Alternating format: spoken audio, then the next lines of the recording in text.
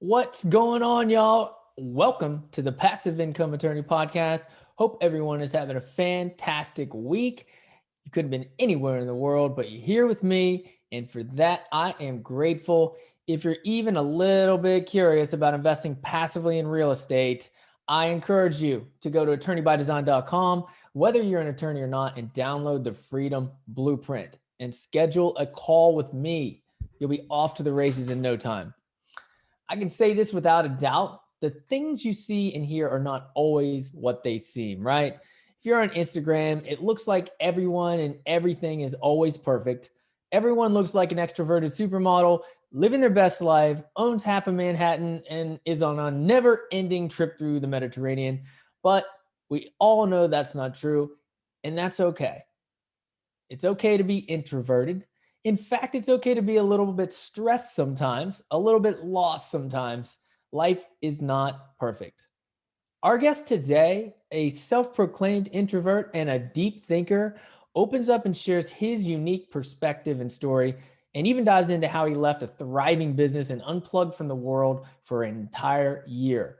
We're also going to dive into how flipping houses could be passive.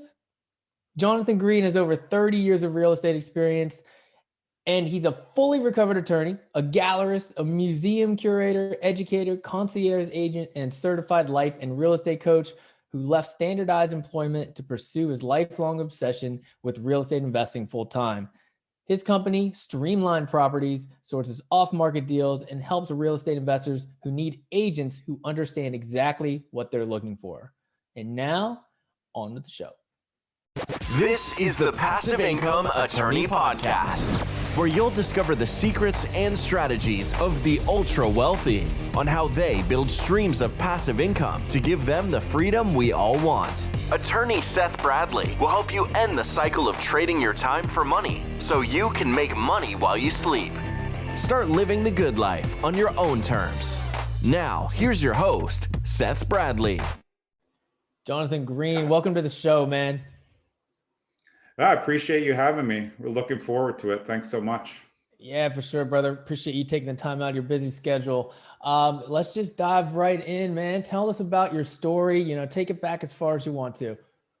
Yeah, well, I mean, when it comes to passive income, I was learning from as small as you can be. My dad was an attorney who got into real estate investing really early. So I was kind of the kid in the car on the weekends going to look at junky foreclosures and learning every basic financial principle that I didn't understand I was learning was what my dad was teaching me from a young age. So I had properties in my name from him from the time I was little. So I really was a participant in real estate from 4 or 5 years old on. And I always tell a story. We would go look the old way, which is we'd track foreclosures through the courthouse. He knew people, we'd get leads, but there was no one in them at the time. There was no internet. So we would open a window. He'd push me through the window. I'd go open the door. I was like the little guy who could get through. So I was really started on a journey of passive investing before I even really knew what it was. And then come to later find out real estate's not as passive as people think until you know how to do it really the right way. And then it's still not passive. You have to pay for that part. But that's really where I learned about real estate. And then I had a career as an attorney. I started as a prosecutor, did 8 years of that. 2 years as a criminal defense attorney. I was in the art world for 6 years. And then I had always been involved in real estate, like I said. And then I got my real estate license about 7 years ago. Now I run a big team in New Jersey. I have about 30 agents and I flip a bunch of homes and counsel maybe 200 investors on what to do with their long-term skills and what they want to do with their money and what the best way is to use their money, which in this crazy market, it might be hold on sometimes and it depends on what deals come in.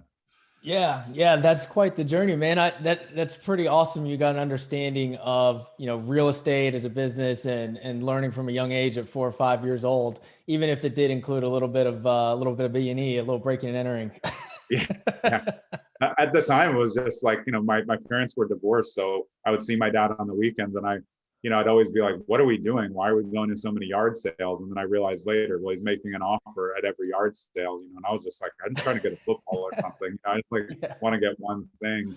But I think it's interesting, I mean, you can come from any background and become a great investor, but I took everything and I didn't understand how much I was learning until I got older. And my dad passed away when I was 33, but I had already begun the transition before that at about 18, 19 to start doing stuff on my own. And that was stocks and everything too. He really gave me whatever X amount of money when I was young and said, try this in the stocks and monitor it that. And I've tried to take that and do the same, with my kids as they get older, just to give them a little bit of freedom to see how it works. And you have to be open to losing to be a good investor. Yeah, yeah, that's really cool. Again, man, it's awesome you got exposed to that at an early age. I mean, most people kind of have that aha moment, but it sounds like you didn't really have one of those kind of epiphanies. You really just learned it from a really young age and didn't have to have that button click. It was just part of your education growing up. Yeah, and in some ways, I was always investing. We were managing properties that we had for my dad, and then I was doing a bunch of investing on my own. But I did have a different type of aha moment when I went to get my real estate license, because I was like, and I told my sister, and she said, "Why didn't you do this like 10 years ago? Like, what are you doing?" And I was like, "Yeah, right." So for me, the transition to that and then building a team was kind of easier, fortunately, than others, because I had knowledge of everything about real estate, and then it was about transitioning to quote sales, but I'm a horrendous salesperson. I just build relationships. The rest, works itself out. But yes, I did have that, but you're right. I think I'm sure when I was younger, I took parts of it for granted, but then I think it kind of clicked in when you get to an age where you like into learning. And I was like, okay, my dad knows a lot of stuff. Like he knew a lot. And I still go back to a lot of stuff that he taught me every day now, Yeah. so. Yeah. Was there anything that happened during your legal practice where you're like, all right, I've really had enough of this. I'm going to transition over to something else. Yeah, I mean, being a prosecutor for 8 years, I moved between two offices in the state of Florida, and they were busy. So I was doing, high-end cases. I was in a specialized sex crime unit for a year in Fort Lauderdale, and I think, I had kids. I had kids while I was still doing that, and doing that. I love the job. I love doing trials, but day in and day out, just working in the criminal system was tough. And then I transitioned to criminal defense. And I just didn't want to bring that home with me every night, files and Yeah. thoughts and all the things, and being responsible for other people, potentially going to prison. It just had become enough. And it actually, the transition was when my dad passed away. He was a lawyer. He loved that I was a lawyer. He wasn't a trial attorney and I was, so he kind of like really liked that I was a trial attorney. He'd come watch me. And it was, after he passed away, I'm like, I just realized I don't need to do this. I've created other wealth from real estate investing and other investments. And now I can go and do a choice, which at the time was the art world, and then eventually became real estate full time on both ends. Cool. Cool. Yeah. I can imagine that's pretty mentally taxing kind of being in that world or that side. I mean, I'm a real estate attorney, so I didn't have to deal with that kind of stuff. It was a pretty easy transition from real estate attorney to real estate investor. Sounds Yeah. like that, again, it's kind of a mental thing. It probably takes its toll. It did. I think it takes a toll on your just general well-being. And I think, at the time, I was married at the time. Eventually I got divorced. And I think there's just pressure of having young kids and being a good parent and figuring out how to be a parent. And then you're taking that with, 75 to 90-hour weeks and like, life sentences hanging over. It's just a lot. And I wasn't taking care of myself well at the time. Just, physically, I was just overworking. I was tired. And I think over the years, when I transitioned out of that, I became to more comfortable with like self-care and self-awareness. And over the last maybe 5 to 7 years, I've really adjusted my life to be much calmer. I've always been kind of like a flat line in the personality, but the calm part of me, like day to day, negotiating isn't calm. It's like it's always contentious. And real estate obviously can be too, but the way that I look at it now in real estate is like, well, I mean, nobody's going to prison, so like this really isn't that bad. When a Right. transaction fails, what's the big deal? There's more real estate. It's not a finite asset there. It's everywhere. So that helped a little bit over time, but it was a lot. I miss the fun of trials and my colleagues, but I don't miss anything else about it. That's it. That's it. Right. Yeah. So tell me about that transition. So you went into the art world for 6 years. What exactly does that mean? And how did you Yeah. jump from the art world to real Yeah. estate? Yeah. So I opened a hybrid gallery boutique with my ex-wife at the time in Sarasota, Florida, in this artist colony, super cool building. We remodeled the building. It looked really, really cool. And that's where I started to really get back my kind of ability to flip. Um, and then that morphed into two other galleries in Sarasota. So at one time I had a couple going, and I eventually moved the gallery to New York City.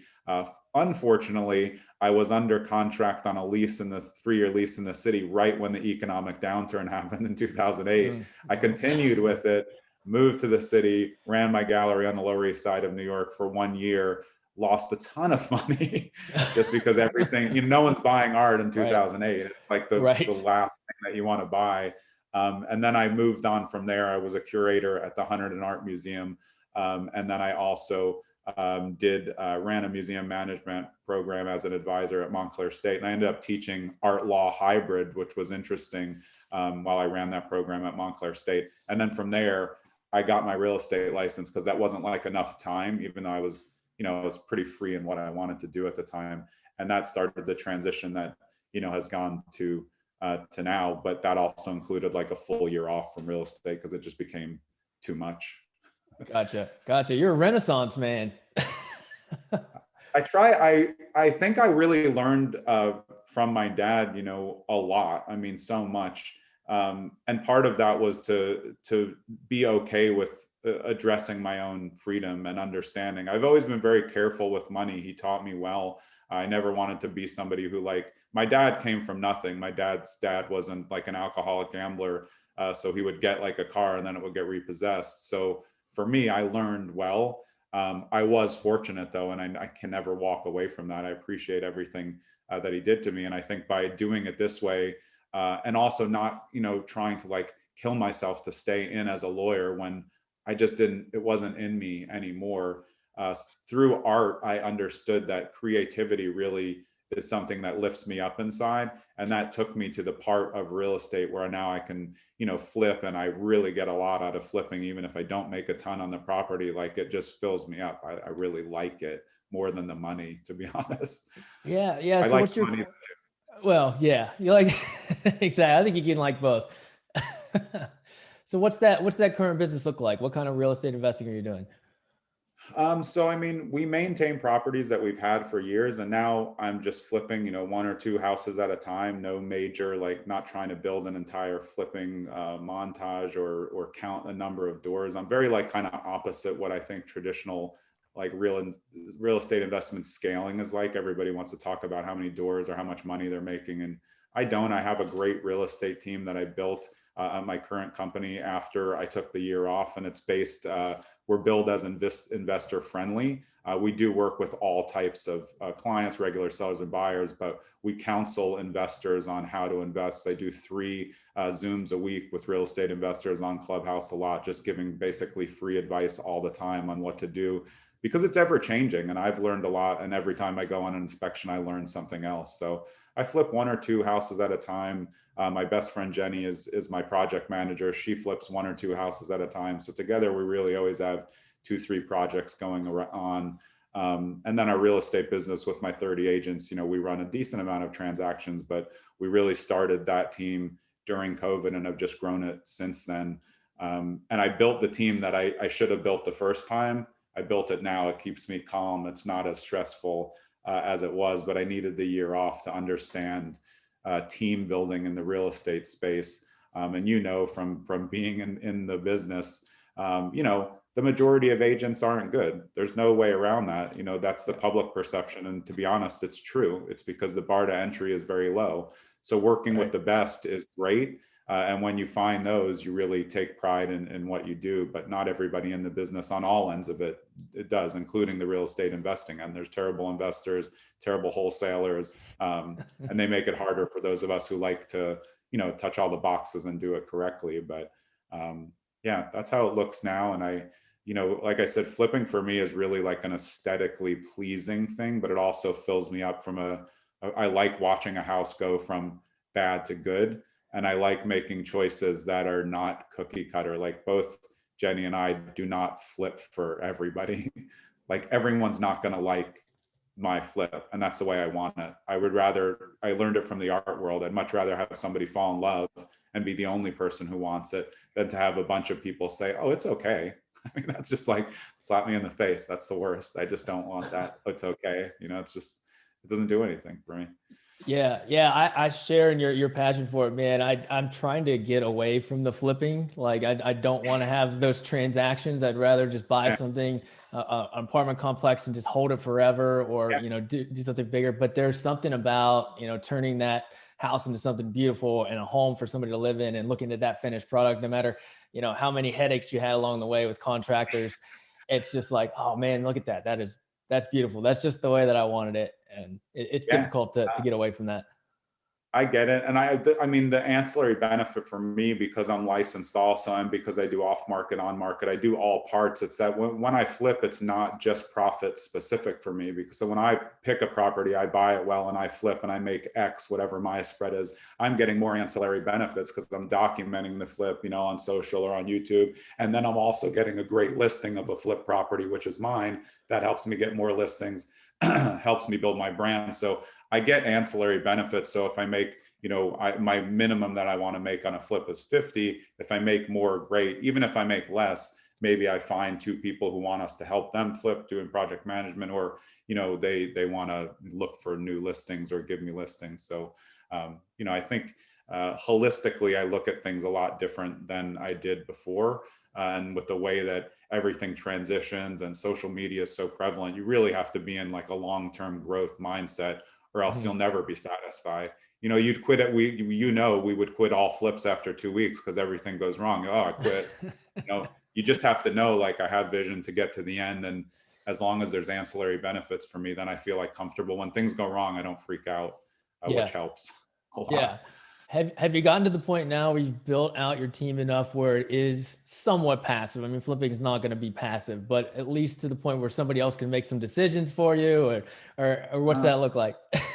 No, definitely no. But I would Okay. say the smartest thing I ever did was bring in my best friend Jenny in the middle as the project manager. She's a great flipper on her own, but I particularly needed a buffer. I'm aggressive, and I'll see something on day one and be ready to fire a contractor, plumber, and everybody. So by bringing her in the middle, she knows more than them, and she knows way more than they think, because contracting, real estate business is pretty ripe with sexism. But it really helps to have a buffer. So that's kind of the beginning of growing out. And on the team, I have a team success manager, which again is another buffer. But I'll still need to put in more buffers to grow out to what I would call CEO model, which is me pulling the pieces and not having as much in the day to day. But with flipping, I really do like the day to day, but I don't show up at the flips every day. I have a great contractor now, and I show up once a week, and I get blown away. Like, wow, this looks great. I don't like to go every day because like sometimes you don't, like, nothing happened because you don't Yeah. see it. So if I go once a week, even if it's nearby, it helps me adjust. So I haven't reached the super passive part of it. But I think I will in maybe an appropriate way, because I still like the products. I like to touch them and see them. I don't want to be so divested from it that I don't want it to be that passive for me. But I'd Yeah. like it to be less of a headache. We all would. Right. Right. Right. Yeah. What markets are you in? So I'm in the Essex County in New Jersey. That's where I'm generally doing stuff now. But we own properties in New York, California. We've owned stuff in Florida, and I really look in all markets across the country. I build funnels through my team and through a bunch of investor events, so that if we have investors who are interested in other models, we line them up with the best investor-friendly agents in those areas. We do the vetting and we follow up to make sure we're giving not only a warm referral, but we're part of the process of that referral as well. And then we look to see if those markets are open for us. So like if I'm looking across the country and somebody says, like, brings up hot markets, those are of no interest to me because it's too late. Sure, I mean, I'd like to invest in Austin too, but I'm like 7 years too late, if not more. Right. So I'm looking for what I do is I put a circle around the hot area, and then I look for two towns in each direction, and I'm looking at those second towns to see if they've develop the same way, or if they're next, and try to research the, development. And for cities, you're researching gentrification trends and what will be resistant or non-resistant to gentrification to try to figure out where the next spot is. But I'm currently in Essex County. I'm moving shortly to Morris County. And I never thought I'd be in New Jersey. I grew up in Brooklyn and then moved to California. But now that my kids are older, I like it more than I thought I would. So I like being close to New York, but I think I'll be here for a little bit longer. I was going to go out west, but my team's going well, and the taxes are high, but there's other benefits to being here. Yeah. Yeah. I mean, being that close to New York City helps. And, if you're happy where you're at, why change it? Yeah, I think I had to get through a lot of just, personal growth myself. And I just turned 50 this year. And I think since my 40s, scaling up into the mid 40s, I really adjusted a lot of things about myself that have helped me look at life differently. And hitting 50, it's like, all right, I'm on the backside now. So I really have to appreciate more, stress less, and pay attention and be mindful of what I'm investing in as well. Is it completely passive, or does it actually bring me some joy also? And I want that as well. Stocks are great, but I don't look at them and like, oh, it's pretty. It's just money. I like, from the art world, I like to look at stuff that's pretty. So obviously I have a lot of art too, which is another kind of investment that's scalable, but not usually, for someone like me, not going to sell it. Yeah. Yeah. Let's rewind a little bit. I want to go back to something that you had mentioned about finding kind of a good agent, because there's so many of them out there. I mean, how does an investor go about finding one of these good agents, one of these investor friendly agents? Yeah, great question. I mean, Bigger Pockets is a great place. I'm on there all the time. I make maybe 10, 20 contacts a week off of there. It's not perfect though, because everybody can post whatever they want, but investor friendly agents aren't always on, your frontward facing sites like Zillow and realtor.com, because if you're working generally off market sellers, or you're in a modified wholesale, you're not really that worried about how you're going to look be best of Zillow, which we are also, but we do all the things. So I think it's really relational. We have a great real estate agent in Philadelphia that we have, I think, 13 to 20 referrals out to now. And we got his name from another investor.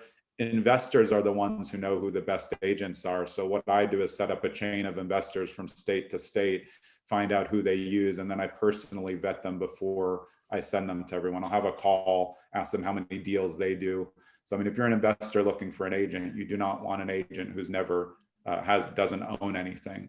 It's just very difficult to understand. They may be okay in learning, and I think that's okay also, but they really have to be a participant in investing forums to understand what you're looking for. All investors will tell you this. I'm sure you know this as well. Before, you could kind of vet people online, we would go see properties and we would ask investor questions like, what's the rent roll? If you're looking at commercial, what's the cap rate? And they just like blank stares at you. They can't answer those questions, or they don't like spreadsheets, or can't tell you what to do, what the appreciation values are. They're not going to help you make the best investment. So we even do that for our primary buyers and sellers, because we look at everything as an investment. Even when it's an emotional thing, we're still trying to vet it for them. Like, okay, this may be emotional, but is this still also a good investment? Because in a hot market, you have to pay up to get it. We still want to make sure they know what this is going to look like, in about 5 years, if they're going to be able to get appreciation, which to me has been my biggest moneymaker over years, is just appreciation, not cash flow. Right. Yeah. I mean, you should invest for both. I mean, really, if you just have a little bit of cash flow too, eventually it's going to catch up with you. There's going to be a big CapEx hit or something like that, and it's all going to get wiped out. You've got to, like you mentioned earlier, find those markets that are going to be gentrifying and where you can get some natural appreciation. And over the long term, that's where you're going to get the big jumps.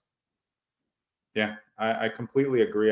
My best investments have all been personal homes that I lived in, and you'll find nobody in real estate investment saying, buy a home, enjoy it, and then in 5 years cash out. That's what I've done multiple times. I know how to buy in areas that haven't hit it yet, or I know how to find good deals, and I can renovate, so I can do that. But my last home in Montclair, I lived in it for 6 years, and then when my kids were old enough, we moved out. and then I flipped it. So I do, people talk about the Burr model. I prefer the reverse Burr, which for me is just reversing the two R's. Instead of rehabbing, I would buy rent. If it's an investment property for a primary, I would buy and live in it the way it is if it was good enough. And then at the end, I've already gained that appreciation. So then when I do the flip, I'm going to gain even more off the back of it instead of flipping it and then putting the wear and tear on it during the time frame. So just a little bit of a different model, but I like them all. Yeah, I love that, man. I love that little spin on it. Let me ask you this: why do you think it is that there's so many real estate agents that are in the they're in the real estate business? They're transacting and they don't even think about investing in their own product. Like, it's crazy to me how many people are like that. I mean, I feel like they should be looking from day one at each property. Like, is this good enough for me? And if not, then I'll sell it. Yeah. A couple things. Mindset. I think a lot of people aren't built with the mindset that it's okay to take some stuff for yourself along the way. And I think that it's, I built my team to help them all become investors. We bring on investors to my team who are licensed, and they don't work like a regular agent. They work on the back end looking for investments. And I have no idea why people with access wouldn't use it to also learn more about investing. And some of it is people get into real estate thinking it's going to be easy as an agent. And then they realize quickly, like, it's not that easy to make a lot of money. Like, only like 5% of agents do well. So when you can't make the money and you're in a non-W-2 job, like, you can't really qualify for the funding. And the majority of people don't want to take the time to understand the funding options, or make bad decisions, use hard money, get over leveraged, and don't understand. So part of it is capital. And I think part of it is just a mindset base where it's like, what I always say to my agents is that you're running your own business. It's not a job. And I think a lot of real estate agents just think of it as a job. I'm going to go punch this out, what we call commission breath, which is just getting super hopped up over just like one commission, instead of thinking like, well, this client could refer me to 3 other clients, even if the deal dies, because I didn't try to pressure them into closing a deal. So I think it's a hybrid of both of that. And again, most real estate agents don't make money. I mean, they don't. It's just a very small percentage that do really well in the business. And now that's flooded with teams for better service and more streamlined design, I think. Yeah. Does a lot of your education they produce and the message you put out, is it focused on agents and teaching agents how to invest? No, both. I mean, Okay. it's really suited for everybody. But Okay. I love the idea of investors getting their license. I met a lot of people who I brought on my team who were investors first. And I said, well, why don't you have your license? And they said, well, I don't really want to do that, full time. I don't want to be a buyer's agent. I said, yeah, but what if your parents want to sell their $800,000 house? Do you want Bob and Sally from down the block who've been doing it 30 years and do bad marketing sell it? Or do you want to learn how to do it? And then that helps them adjust to what it's going to be. So I think we look at it as, I want to build agents, but I love helping brand new investors not lose their money. It's one of the most important things to me, is just I see so much bad advice out there that's like, go, get into it, which I understand the mindset behind it is like, don't get into analysis paralysis, but like, people make really bad decisions because they want something. You don't need a real estate investment, you want it. And if you want something, why would you take the time to make sure that it's carefully vetted? And it's tough right now. The markets are tough, but that's the best time to passively wait and save your money. More capital means more options, but people are rushing to do everything these days. And sometimes you just gotta like pump the brakes and relax. Yeah. There's that balance, man. I mean, you've got to take the time to get educated. And then at some point you've got to feel confident enough to find a deal and pull the trigger. But there's a delicate balance there as to when that hump occurs and when you get over that hump. Yeah, absolutely. I would say that the reason why people really get into analysis paralysis in real estate is because they don't look. They just do data analysis. They're like, oh, I've looked at 100 properties this month. And I said, well, how many did you see? Well, none. I didn't go to see any of them. Because it doesn't make a difference if you're just running numbers until you see what those numbers see, smell, feel, and look like in person. It's just a video game. It doesn't translate. And then when you start to see like, wait, 200,000 in this town looks like this, 200,000 in the next town looks like that, completely different, but one can be worth 500 and the other can be worth 300. if you don't know these things, you can't be an investor. You're going to lose your money. And it's not, again, it's not easy to learn those things. It takes time, it takes neighborhood research, and understanding what's happening in towns. And again, it's just not for everybody, but that doesn't mean it excludes anyone. Anyone can be a real estate investor. You do need capital to get in, but you need the knowledge, I think, way before you need the capital. For sure. For sure. Let's switch gears a little bit because I wanted Yeah. to jump in this before we leave you, man. What, that year where you completely unplugged, you lived a minimalist lifestyle. Tell us about kind of what triggered that journey, and what did you learn? Like, what are some of the takeaways from that? Yeah, I appreciate it. I built a big team with a partner, and it wasn't working. I didn't build the team the right way.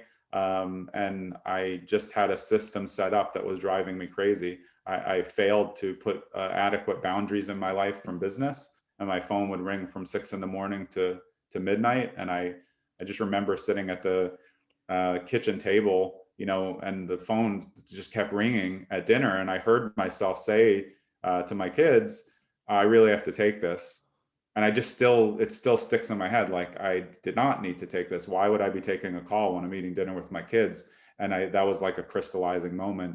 I walked away from the team partnership, and just quit real estate, stopped investing other than what I already had going, took an entire year off, and just basically went inward. I read 100 books, was just trying to figure out. I wasn't in any distress. I wouldn't say I was happy, but I wasn't like depressed. I would say not like midlife crisis, but just like a little lost personally, and wanted to figure out, what I wanted to do going forward. And then I honed in on the parts of real estate that I was good at. And during that time, I got super into meditating and kind of personalizing my daily schedule. I keep track of every single thing that I do: meditation, reading, learning. I was just like, I watched 33 master classes, and people think it's crazy. They're like, why do you need to learn all that? I'm like, well, I just like to learn stuff. I feel like I know a lot and I just like to learn. Like, they're like, why do you watch the Chris Hadfield master class on space? I'm like, well, you should watch it because it's awesome. You'll understand why afterwards.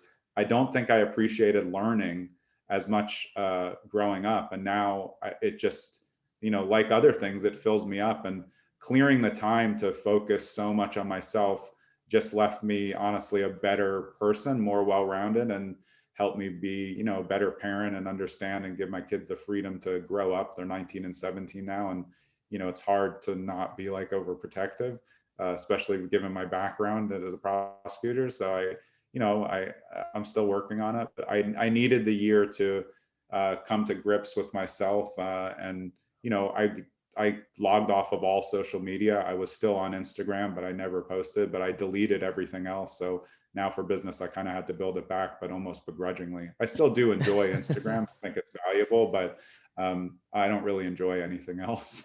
Yeah. My YouTube's going now, and I think that's going well. It's new, but I like honest content. And I think that a lot of us in business, whatever business you're in, you get in the cycle of kind of like just making content to make content, or doing this because you want a lot of followers. And then when you look at it, you're like, well, the following means nothing unless they really like you. It's the, 1,000 raving fans. Like, what do you want? You want raving fans or people who just click the button? And I stopped caring about basically everything. My agents all make fun of me because I always say I literally do not care about a lot. And it doesn't mean that I don't have deep cares about people or things going on in the world. I do. It's just that I realize, like myself, I am so tiny in the space of the universe that it's almost embarrassing for me to think like I'm of some giant value to anything. I'm just a speck of dust. And I think I got really philosophical in that year, but it helped me to like put my place in just nothing really matters that much, in 200 years, are even my relatives going to remember who I was? I mean, probably not. They'll see me on a family tree. And when you get to that, I just think it freed me up to become the best version of myself, which again is always developing. I think I've succeeded at any point. Brother, that perspective is awesome, man. I'm happy you were Appreciate it. able to kind of step away for a year and get that clarity by meditating and learning and just kind of just zoning out and just focusing on yourself. That's awesome, man. It's awesome. I think it's hard in the world to just like set aside time to just like read a book. People are like, oh, well, I'll listen to an Audible and I'll do it on 2x. And I was doing that during the year before. And I would say, like, oh, I read all these books this year. And then I was like, but I can't remember anything from any of them because they were going too fast. So, I mean, I even de-speeded my Audible. And now I only listen to fiction on Audible because I like it and at 1x. And podcasts, I'm at 1x also because I don't know why I wanted to get through so much because I wasn't taking it all in. I mean, sure, I was hearing it, but I wasn't taking it in. And now I think that slow pace of life, which will go to something I know I'll answer one of your questions at the end it just makes me soak it up more. And again, it's still imperfect, but I think I'm building on it every day to build that, better life as I go over this hill of 50. I love it, man. I mean, even through just the Zoom call, I can feel like your calm demeanor, like you're very level headed. You're very just right here. You seem like you've got it figured out, man. I love it. As much as I can, I Yeah. think I just like to try to go with the flow. And it comes from somebody. I was extremely rigid. I mean, I was one of the most rigid people ever. Everything was a problem. I couldn't do this. And now I've adjusted. Like, I'm an introvert. I have to accept that. I don't like parties. I don't like crowds. I don't want to be around a ton of people. I'm not comfortable around strangers. But it doesn't mean I'm a bad person or that I can't be a good communicator. I just have to start to accept my own personal boundaries and not put myself in those positions. And by doing that, it's helped me grow as a person, but also helped me grow my team. I grew my whole team on Zoom. We were in COVID, we're building a team. And then I'm like, I see someone in the person for the first time and they're like, it's weird, but now I have a level of comfort with them where I do want to be around a lot of them, but I have to accept that, I never thought of myself as an introvert or, growing up, and now knowing it, I can protect myself from myself and putting myself in positions where I know I'm not going to enjoy it. So why would I do it? Right, right. I mean, there's a certain good thing to kind of push your boundaries, but at the same time, don't push yourself so far where it's like you're just completely always uncomfortable and just always not being yourself. You still need to be true to who you really are.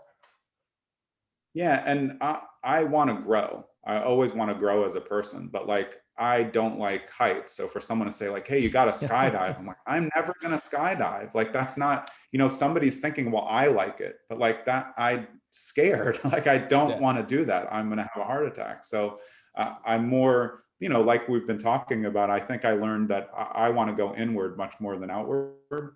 But that going inward so much helps me be better outward because I'm giving myself the personal self-care to be able to then deliver it to other people.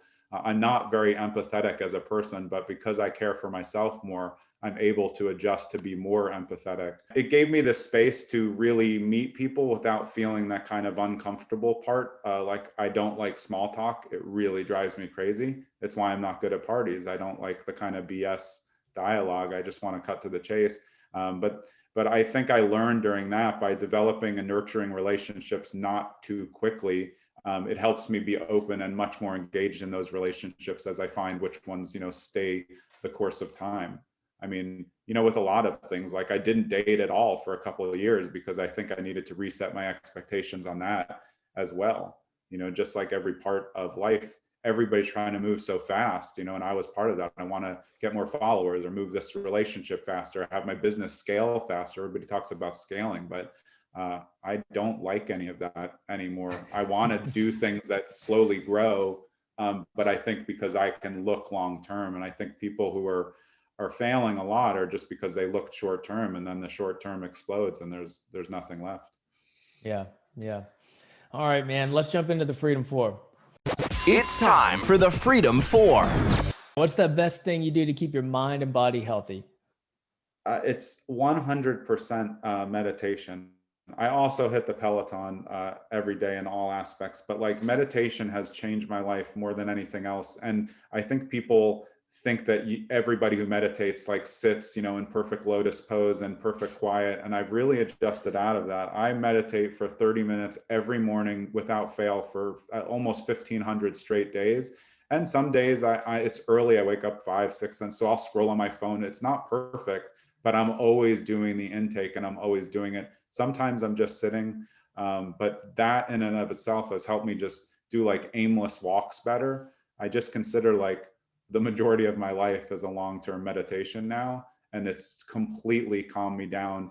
When something happens and every day I start with 30 minutes of meditation, I just feel so much better later. That's perfect, man. What's one life hack or piece of technology you use to be your most productive self?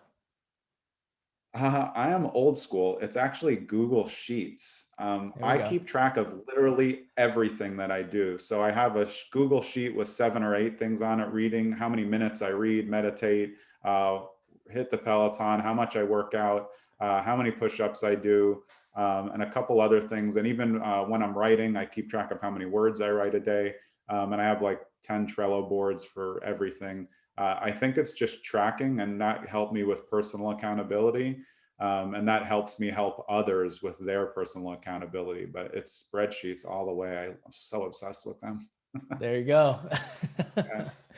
What's one actionable step our listeners can do right now to start creating more freedom, flexibility for themselves? This is going to sound, I guess, antithetical, but I'm actually going to say to pump the brakes or relax a little bit. I think that right now, everybody wants to push everything forward so fast, like we were talking about, get somewhere quicker or do it. And I don't think they're looking wide enough, because I didn't. So I would actually say, I think everybody needs to take a step back and maybe look at an aerial view of their life and see, is this the map that's going to get me to where I want to go? Most of the time, it's not. And you can adjust the pieces along the way. But instead of pushing people forward, like I know for me, like just like sit and watch the grass grow, and you'll get a lot more out of your brain than you would trying to buy another product that's going to get you somewhere on that. I love that, man. I think it's all about perspective, right? Just keeping kind of that perspective in mind at all times and not just getting caught up in the next thing and going faster, faster, faster. Yeah. All right. Last but not least, how has passive income made your life better? Freedom. I mean, it is freedom. And I think a lot of people are chasing freedom. Again, I mean, I was really fortunate that my dad worked from nothing to create passive income for me so that I had it coming in at early ages. But, to give myself credit, which I don't do a lot, I didn't mess it up. A lot of people take it and, they want all these stuff. And I'm not really that into that. I just want to create the same legacy that my dad did for me, for my kids. And I also want to enjoy it. So it's just created a freedom in me that I want to give to my children that my dad gave to me. Nothing can feel better as a person than feeling just free to make the choices instead of like being stuck in the grind. All of us who've been in the grind don't want to be in the grind. So it's just it's a portal to freedom for me. Perfect, man. This has been incredible. Really appreciate you coming on today. Where can our listeners find out more about you?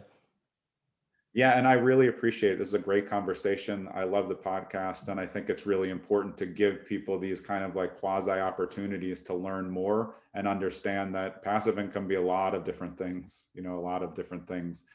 So my personal stuff on Instagram, I'm at Trust Greene. Greene has an E at the end. My hub website, which has a bunch of my writing and all speaking engagements, is trustgreene with an E at the end.com. And then my real estate team and portal is streamlined with a D properties. And the rest of the stuff you can find me all over, but those are the ones where you'll find me. And we have a real estate Instagram is streamlined properties, at streamlined properties as well. But yeah, I really appreciate it. Podcasts are so important. I think they're such a great way for people to be able to be on the move, but also put good information in their brain. So I really appreciate you having me on. Enjoyed the conversation a lot. Yeah, thanks, Jonathan. Thanks, man. Appreciate it. What a story. I really enjoyed that conversation with Jonathan, and I hope you did too. I love how thoughtful and introspective he is. I'm trying to do a little bit better myself with that. And he can probably give the most interesting man in the world a run for his money. Major key, keep a close eye on yourself. Every once in a while, stop worrying about everyone else, about money, about your job, and just make sure you're good. You're present, enjoying your life, and enjoying good company. All right. If you're feeling inspired today, reach out to me. Let's jump on a call. Talk about your goals. Talk about building some alternative passive income streams. I'll drop my scheduling link in the show notes. Until next time, kiddos, enjoy the journey.